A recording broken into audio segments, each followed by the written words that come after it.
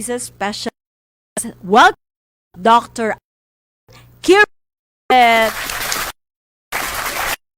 Magandang hapon sa inyo at sa ating mga Doc, for gracing our show. Kasi po, ang dami excited nila, consultation on air. Kailangan makinood, kaya nung napusin. Karamihan po sa ating mga Pilipino, po tayo nakakaramdam na normal. Lusog-lusog naman na. Hindi talaga konsulta or kumukonsulta or nagpapaman lang. Po, pananaw di. Dapat niya ng artist or dapat. o mga tigapag important ang regular para sa adult. Kasi sakit sa atin adult asymptomatic sabihin hindi naramdam na meron ng nangyari sa akin. Rin yung sining para aga natin ang problema sa katawan. No? Kasi kapag medyo mahimutan. So, ang gusto prevention better than yung sinasabi. Kaya, lagi namin na kahit walang magpatingin pa ito. Naliwanagan niyo po kami na mga Kapilipino tayo kay sawa. Kailangan regular screening. When Doc, yun yung ba? Anong Yeah. Lab test. Ano naman daw mga silences na sa especially mga busy professionals, winners, seniors like me. Ano common na to? Yan yung sinabi ko kanina. Sakit ng adult asymptomatic. Kaya sila tinatawag na killer or silent diseases. Asymptomatic sila gaya hypertension. Hindi naman natin na hypertension tayo. Naman every hour ng BP. Pa yan. Stage. Pag minsan may rin ako na pumukin or nagkaroon na ng heart attack, dun pa lang naman na hypertensive kaya important na check up. Kaya na sa din hypertension, diabetes, stroke kasi nga may nararamdaman panimula Thomas. Well, may kakailangan opo, hindi namin na sa agad pa kasi nga po hindi niya na alaga hindi na hypertension mga related na diseases no. Lord, parang nagpinsan ano meron ka ng sinabi nyo blood pressure may komplikasyon ba? Yes. Oo. Kakaibang pero minsan isa lang gagalingan nila. Example, kung lifestyle, mahilig ka. So, dun mag-stop yung hypertension. Mga dahil hindi Yun. So, yung pong, when you say sedentary, yung pong mga nagtatrabaho maghapon na nakaupo lang, yung mga nasa BPO, po, yung sasabayan pa rin healthy eating po, ano? Kasi lumalabas yung mga sakit. Tama po ba, Doc? yes, tama. Especially doon sa ang trabaho nila, more on type, no? Personally, ang trabaho, nagkakaroon ako ng consultation sa clinic. Minsan, inaabot ako 8 hours ako nakaupo, nag-usap sa mga pasyente. Pero, kahit ganun yung trabaho, hindi kasi yun hindi tayo guys, ako, after ng work, lalakad-lakad ako 30 minutes, 30 to 40 para makapag-exercise. Yung dapat lahat. Okay. 23 na po ako. 24 by no Sabi nila, I should not myself judge more. Simple as walking. Tama muna ang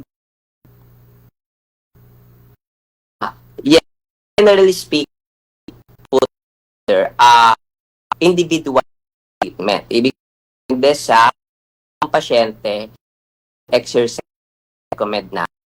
Example, yung mga kung may heart failure, means hindi na na-encourage na mag-jogging, mag-basketball.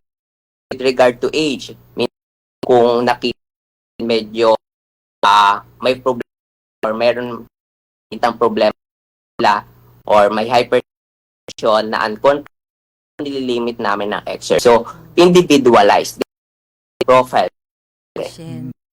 problema ko kasi, Doc, yung sobrang fast kay Eliza. So, tingin ko po, sometimes, nagawa ko na lang talaga twice swimming. Yung ba po ang namin? Yes. 3 years, pwede pa rin swimming. Pero, gaya nga na sabi ko, mas mahalaga sa doktor nyo na natanong sila naman yung nung Yes. ano yung profile nyo rin. Sabi ko nga, alay. So, depende sa factor na kung ano pero marami kino-consider. Oh. Tanong po, si Jesus Ramos, Tumano, Bulacan. Siya daw po ay laging napilo at coke. Sinabayan pa ng asthma, allergies. Ito daw po ba mga to, ano nasa 54. Ito daw po ba mga sakit na to ay pang habang buhay? Kailangan na daw po ba talaga mabuhay at tanggapin na mayroon siya? Or pa rin daw po ba ito? Or talagang maintenance na ang kailangan? With regard to mga dizziness na ganyan, kung ng doktor niya na igo siya, unknown pa rin. Science, no? Idiopathic or unknown pa rin yung cause ng vertigo. Though merong mga official, ibig sabihin, merong mga pag-aaral ang gagaling yan, pero hindi pa rin. Hindi pa ba natin yun? Yes. May mga proper din kaming, especially yung mga ENT, para at least yung kahilo ng vertigo. Usually, sa mga patient vertigo, limitahan din namin yung mga salt, okay? Mga salt sa diet nila para at least hindi pwedeng trigger bumalik yung vertigo, hindi natin gagawin yung natin gawin. In terms of man, kung may allergies ka, for example, specific food, pwedeng ma-reverse yun. Pero pwede rin kasi na wag na natin, iwasan na natin kung kaya yung food na yon or yung drugs na yon para tayo magkaroon ng allergy. Ayun, so tawag pa sa mga pasyente kung ayaw nilang alam ng paulit na simptomas. Tama pa ba, Doc?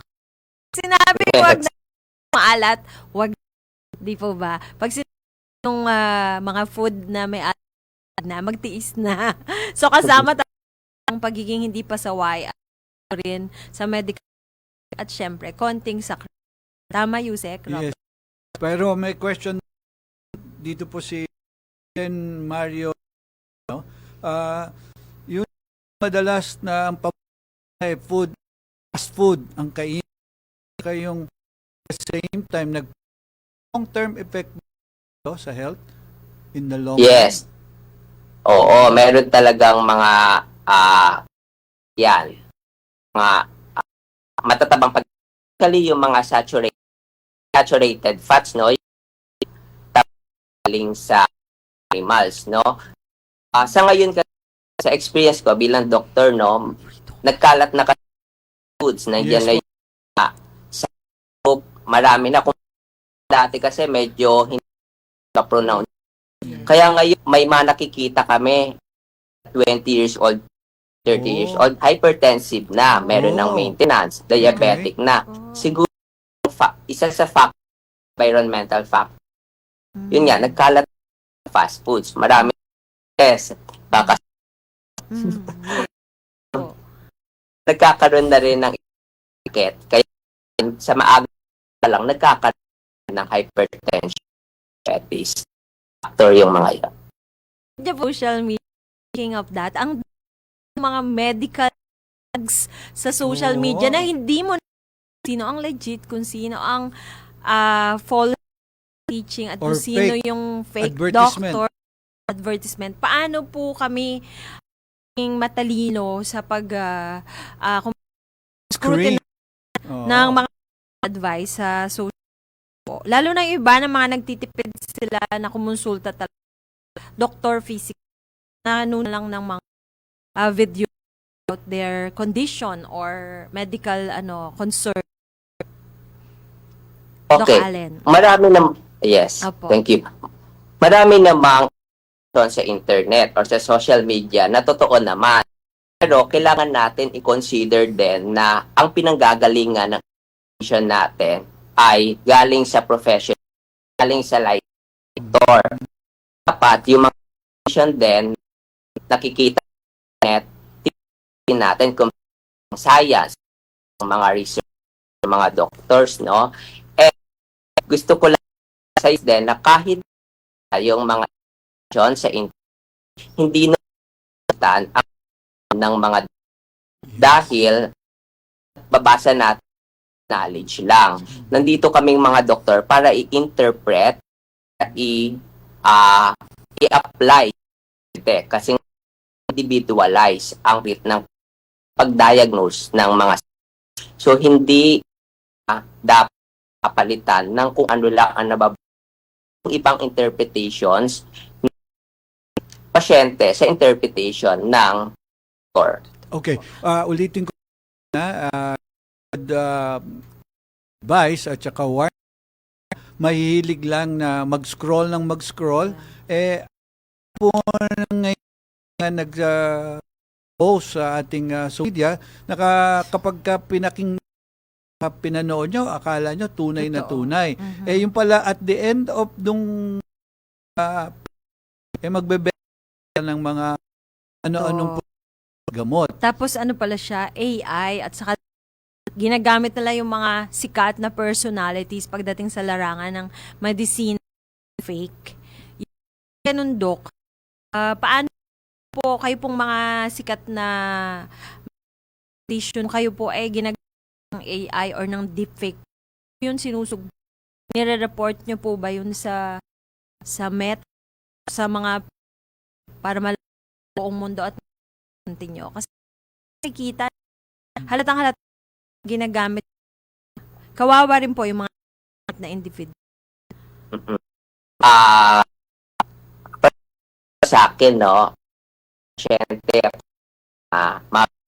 makikita niyan. Hindi naman naga 100% kontra yung sa sabi dun. Pero in con pero nga more patients with regard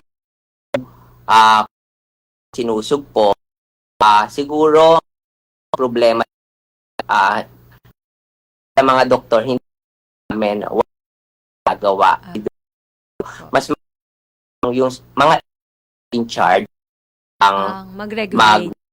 Opo. mag-regulate. Dok, sandali pong tanong, explain nyo sa diabetes, liver, at meron Kayo sa na process. So, Magbabalik ng Pilipinas. Itok lang po. Doc, curious, online consultation. Pilipinas ngayon na. Yusek Robert, the anong time oras for na? your convenience. 25, don't go away. We'll be right back. Specialist, batiin muna natin ang Love Corporation and body. Siyempre, by Lane at napakagandang giving baka kasi inire-recommend nila mga award. Pinapabill hindi lang Pilipinas, kundi New York. Ngayon, kami sa Robert sa air ng LED billboard sa award na may pa flash and sa inyong patuloy and for award visual. At isa si Doc Allen sa kanilang tanging award. Po ba, Doc? Congratulations. Po. Allen. Tapos sa si Pastor Ramos and Hope Church. International Church. Yes, sa buong superstar. Thank you. Alright. Na po, Doc. Receive na dito, Yes. no? But, either the cholesterol, liver, Basta itong lahat. na po yung dating national ng Pilipinas 70 na po at ang tinatawag with prostate care na 70 ano sila iwas doon na cancer. Okay. With regard to cancer, no? Kasi doktor ang tumitat ng prostate sa kanila gist. Ang prostate maiwasan. Prostate muna natin kung meron lahi. Relative may prostate risk factor. Okay. Ano natin maiwasan? Example, sabi from hindi natin yan ang head of hilig sa related pa prostate health. Okay? More on pa recommend na. So talagang laging kalusog Ang at salt. Tama po. Anak ko, ang hilig ko sa oily. pa naman sa In moderation. moderate. Oh, Yes. how about daw po? Paano daw it's kung is na siya. Tapos nag-i-inject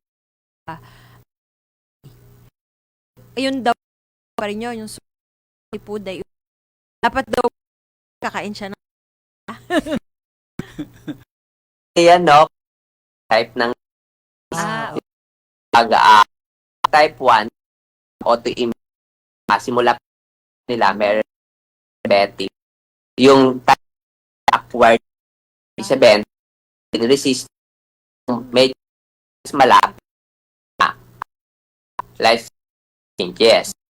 At ang common factor nitong healthy diet dapat duration tatami yung din kasi naman point palagi makain is magkakaroon yung blood mo pa rin na ako yung tawan yung pagka ng so healthy diet pag sinabi ibig sabihin meron tayo ay tinatawag grow yes. grow. Yung pa rin panahon ngayon ng ikabol sa fast life po grow po at po kalaki halimbawa yung carbohydrates, yung protein, yung glow food, ano po yung parang conservative yet applicable to every diet. Yung focus puro protein, Yes. diet, yung iba naman may clinic Mediterranean, intermittent fasting, paleo, ang dun sa go na napag element. Kaya lang, taga pong buong mundo. Ako sa balasyon. Pumaris yun. Dan tanongin, Ang CU. yes. Regarding gestation diabetes, ito bang ito pregnancy? Additional. Ang gestation diabetes, yung ng diabetes sa mga diabetes, pag mataas na yun, sa de-develop, pwedeng siya karoon ng mobility din. Fracture B. Tapos, with to anong ni Ma'am Eli, no? Natin, pinggang Pinoy. Ayun Pinggang tinatawag Pinoy. Yes. Bitin ng tala ko. Lagyan. Kayo ha? Si Doc sa Pinoy pag ng ilang mahal na excited. For your now, 5. Don't go away. Back nag-walk po si Doc. Di ba po tayo? Sa inyo Tayo. Galing pa rin po yan si Dr. I'm Kirit, internal medicine and disease specialist. Panauhin pa yun. Ang ganda yan. Doc Alex, let's continue with Pinoy. So, ito. Ang Ano po? Pinoy po. Yung Oo. yan yung portion of loan pinag-usapan na. Portion half ng vegetables. So yun yung foods natin. Then 1/4 roti yung mga okay, so grow yung carbs and bread 1/4 protein 1/4 carbohydrate 1/2 and yung natin kanina dami for pumaya kasi sa buong meals namin sa yung health din, no, kung balance pa rin of kasi marami maging kung meals natin yung Pinoy para yung pag Yung Pinoy. Pinoy. Pinoy. Rice Yan. Ano po? Jeez, ayan si Sa'yo, ayaw. Well, listen. Yes. Alan from Yes. Doctor Maraming salamat po. MD. Last na isa lang po kayo sa amin para ang buhay namin. May ano po yun? Bago Just namin one. sa buong okay. advice niyo po. Okay, gaya ng advice kahit mga doctor and exercise healthy and follow up sa doctor mag-training sa mga natin. Alright. That Maraming note, salamat thank you very much. Allen. So, dami na lahat. Bless you more and Nagte-thank Yes. you much sa inyo. much po. God Thank you bless much. so much love operation. Naman po tayo nung sa opening. Bravo.